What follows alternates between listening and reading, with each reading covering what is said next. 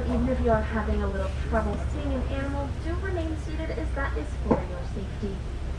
So before we head out there, take a quick moment and check out that animal spotting guide above your head. It'll give you a good idea of some of the animals that we may see today. And we probably won't see every single one of them. Animals have different sleeping habits, migration patterns, but we usually do have some pretty good luck. If you do happen to see something I haven't mentioned yet, feel free to point it out. Now, of course, I'm going to identify a lot of these animals for you as well. If you have any questions, feel free to shout them out. You can shout really, really loud, or you can just save them until the end. And you can just come up and ask me any questions that you come up with. Into the southeast entrance of the Harambe Wildlife Reserve. It's free for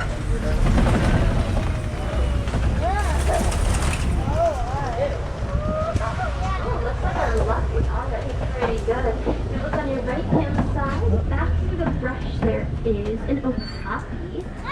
It's kind of sneaky here. Let's turn the corner to get a better view. Okapi are notoriously shy and reclusive animals, so seeing one out in the open like this is pretty incredible.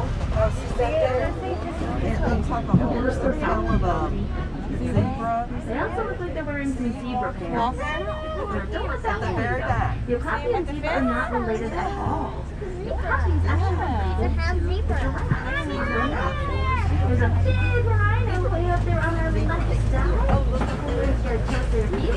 A couple of greater kudu at the top of the hill on the right. Looks like we're seeing all-female kudu. Only the boys have horns, and they're about 6 feet long, so they're pretty hard to miss. Beautiful black rhino sitting at the top of the hill, and a really big bird right here. That is called a saddle-billed stork. I love how they have a purple sheen in their black feathers when the sun hits them. You can tell that stork is a boy because his eyes are brown, whereas the females have yellow eyes. I think that is so cool. That rhino having some breakfast. Believe it or not, that rhino up there is the smaller of the two types of rhinos we've seen on the reserve. It's pretty crazy, right? That's the small one. Still pretty big. They're way between 3 pounds and a half. They're larger, white rhino counterparts prefer to live in big open grasslands, so we'll see if we can find any out in the savannah. Ooh, herd of bongos on the left. So unlike the kudu, the tan antelope that we saw back there, in bongos, both the males and the females have those nice heavy horns. You'll notice that they are angled backwards. So when they're running, all that dense brush gives you not only low branches, around the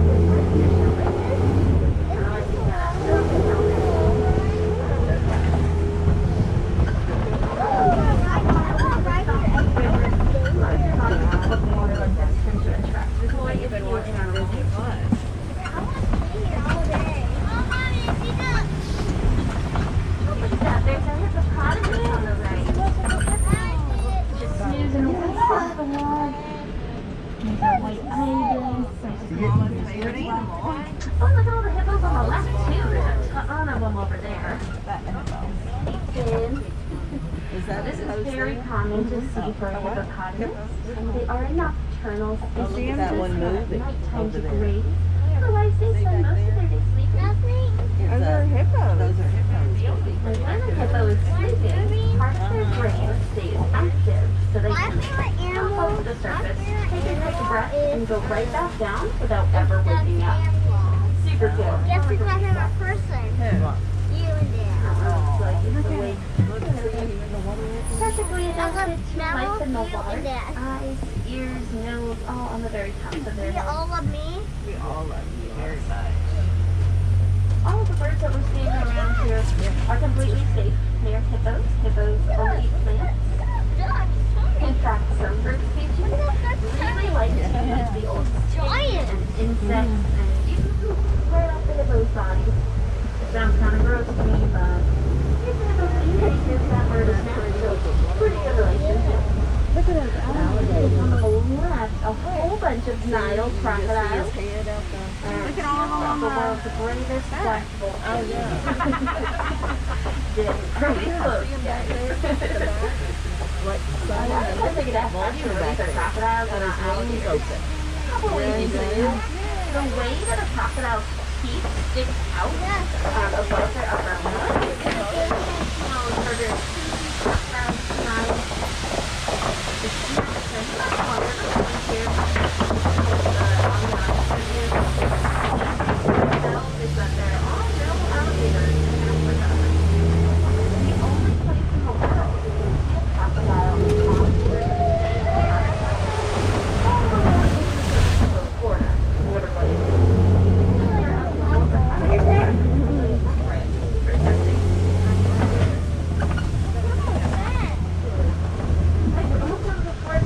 The savannah.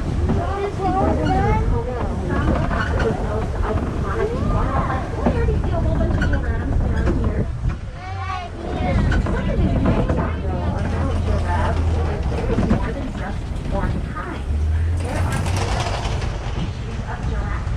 Northern, southern, reticulated, and sometimes in this region called Nile giraffe. Giraffes are pretty dark brown, and they have a very splotchy coat pattern, so your spots aren't very cleanly defined. A really easy way to remember it is Maasai have messy spots. We are seeing a couple mamas and 2 little babies out there on the right. So cute. There have been a total of 8 baby giraffes born here in the last few years. Total baby giraffes, Lisa. Of those 8 babies, only one of them is a boy. So I will definitely point that out to you. We're in your room. We'll put on the street. That's the zoo. That's the zoo.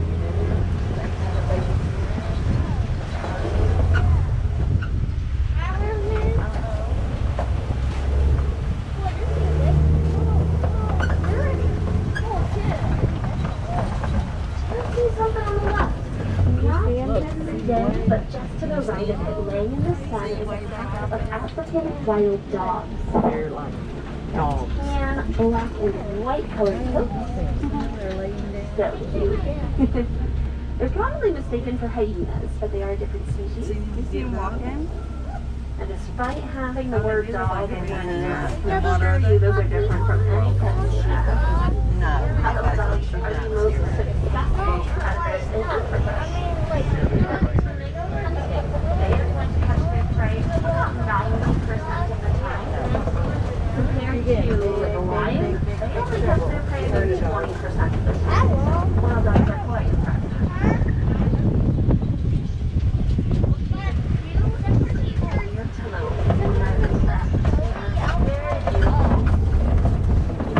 Love their first one. They're going to be a little bit on the territorial side, so it's not unusual to see a group of them come off on their own. Well, great view of the giraffes to our right. Oh, look, there's right there. I do see that little boy. So all of these babies are girls, except for this last one right here. That's a little male. We call him Jabari. He's very special because he was born right on the side of the road up ahead. A very exciting day on the return for sure. I've known him since the exact minute he was born. Another very cute sequels to that. One of my favorite things about sequels is when they feel threatened, they need to protect their territory or their herd, they'll go onto their front knees to display their horns. They don't want to mess with these. And you really don't. That species has been documented launching lions into the air with their horns. That's pretty cool. Those 2 animals on the left are technically the largest antelope in Africa. Those ones don't look very big. The males are about 3 times that size. The littlest one there is only about 7 months old. These are Hartman's mountain zebra, which is a very specific type of zebra. And you'll notice something very interesting about them. On their throat, there's an extra flap of skin. That's called a dewlap. It's that to help them regulate their body temperature. Not the only type of zebra in the world to have that. Very unique. Those little guys on the right are called spring dogs. Called that because they're really springy. They're spring. If they wanted to, they could jump all the way through this truck to the other side. That has not happened yet. But you never know. A couple wildebeest right on the hillside up there. Oh, we're going to get a really good view of this giraffe coming up here. This is one of the mama giraffes. She's doing what she does best. Eating all day long. Oh, hey, there's Dad too. Daddy's the one on the leaves. Well, that one has a white neck. Yeah. Now, they've got some pretty long tongues, you'll notice. One of my favorite things about giraffes is their height is proportional to the length of their tongue. So Dad over there is about 20 feet tall. That means his tongue is roughly 20 inches long. I see the tongue. You also might notice that their tongues are kind of purple, Animals don't wear really dark color. They don't. Since they spend so much time out of the giraffe's mouth every day, the dark color prevents them from getting a sunburn on their tongue. Very definitely. Okay, there's a couple of water holes in this area I do want to check out. Oh, elephants. Next there through the brush. That's just a little one, too. I'd say maybe 8 years old. Quite a bit of growing to do still. Now let's see, if it's the only one at this watering hole, chances are it's a male. Male are solitary. Oh, there's a monkey on the left. That is a mandrill. That one there, there's actually another one a little bit farther down to the right. Love that bright blue and red on their faces. Technically the largest monkeys in the world, but if you're thinking about a primate that's definitely bigger than a mandrill, like gorillas or orangutans, they're actually not monkeys at all. Those ones are apes, because they don't have any tails. That's the difference. Monkeys have tails, apes do not. Let's get through this deeper into elephant territory. I want to see if we can maybe get a better view. The elephants, they can be a little tricky to find. They are definitely a migratory species. They're always moving around with the food. Every day, the average elephant will consume 300 pounds of food. As you can imagine, this has become a pretty big source of frustration for our people that live near them, especially farmers. If a herd of elephants gets into a crop field, they can wipe out months worth of income for that person. And unfortunately, a lot of this conflict is what causes elephant pollution to happen. Not so good. But here pretty good, we start to notice that the elephants living here are kind of afraid of honeybees. Interesting thing is because elephants have such a good sense of hearing, the buzzing sound of a bee is really uncomfortable to them. After noticing this, we started using resources from the Conservation Fund to teach food farmers how to keep beehives. We string them up around their crop fields and that keeps the elephants out in the first place. It's a really successful project and it's kind of amazing because these exact elephants we're seeing on our left side are tapping lives across the elephants all over Africa, trading ambassadors for their species.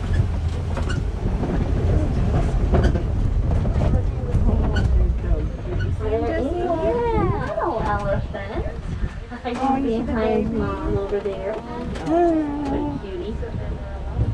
She was born here about 3 years ago. And her arrival was long anticipated because elephants are pregnant for 22 months. Does not sound like the most fun thing. That's a brave mom over there.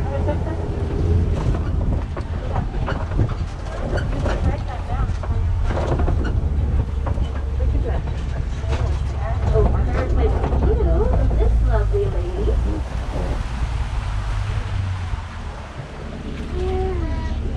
Well, that is the little baby's sister, and you can tell which one she is because she has very long front legs. She's got big, like kind of supermodel legs. She's fabulous. Those out here. So they're showing off one of my absolute favorite flamingo behaviors right now, called head flagging.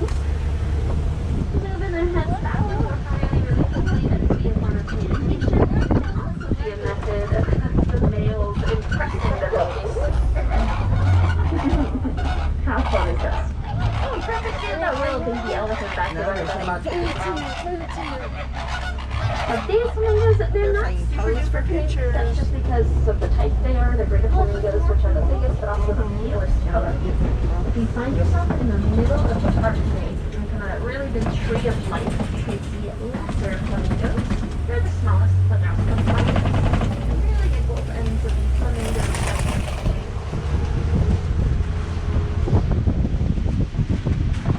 Alright, let's see what's going on this morning. You see a big old mud wall out in the left. That's good sign. Usually, things like elephants or rhinos that like to roll around in mud. Protects their skin. Insect bites, sunburn.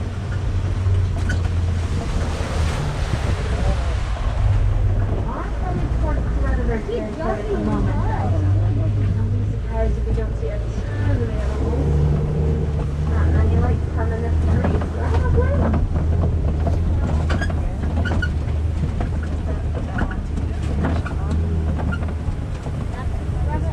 There's a cheetah on our left. I'm walking around to the left of that clearing, and there's another one that's laying down. There's two.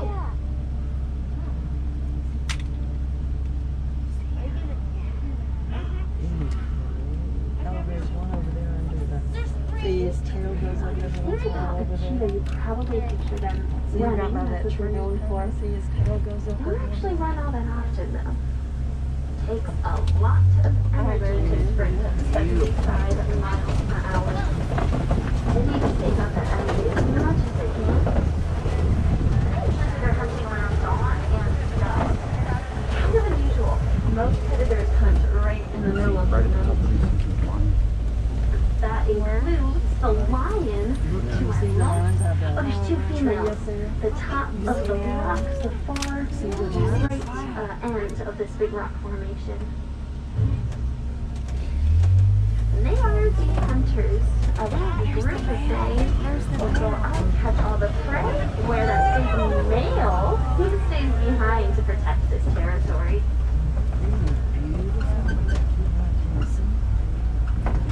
Beautiful scimitar horned oryx on the right. Oh, and if you look over to your right, way back in the bushes, there is a whole crash of southern white rhinos. Much larger, a lot more social than the black rhinos on the forest. But just spectacular view of these lions. Nope. So pretty.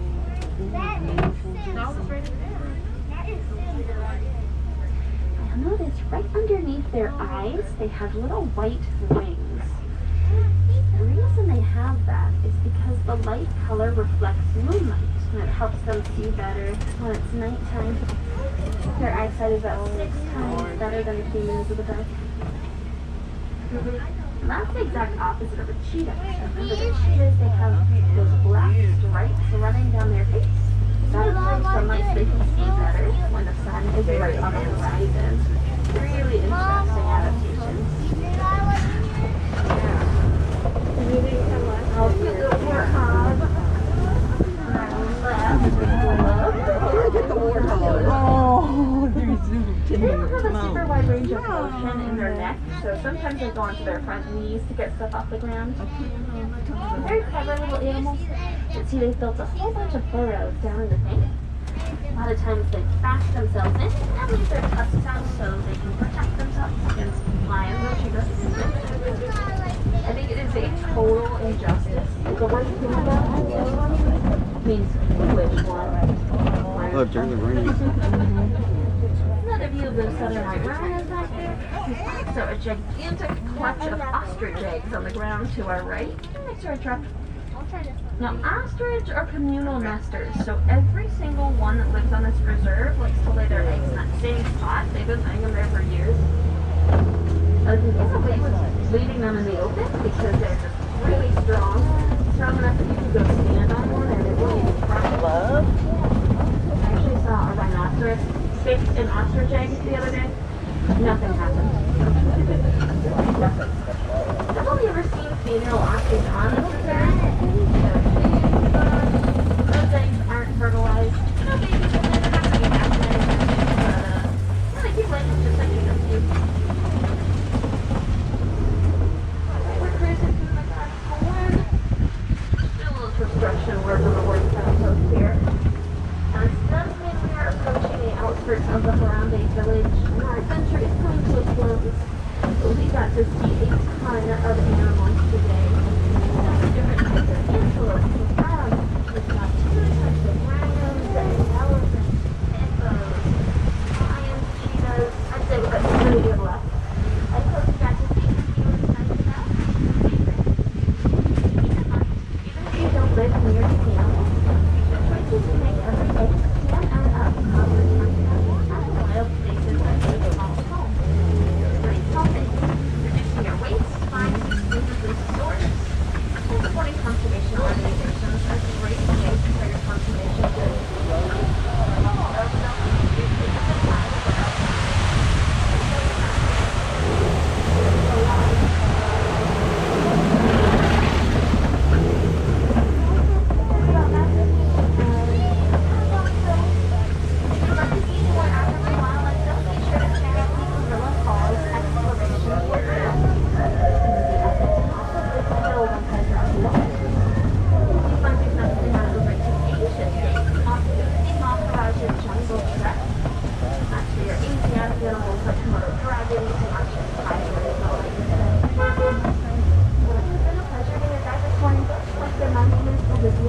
If you have any questions or comments, I'd love to hear them. Feel free to come up to my window and ask them. If not, I'll want to read. So well,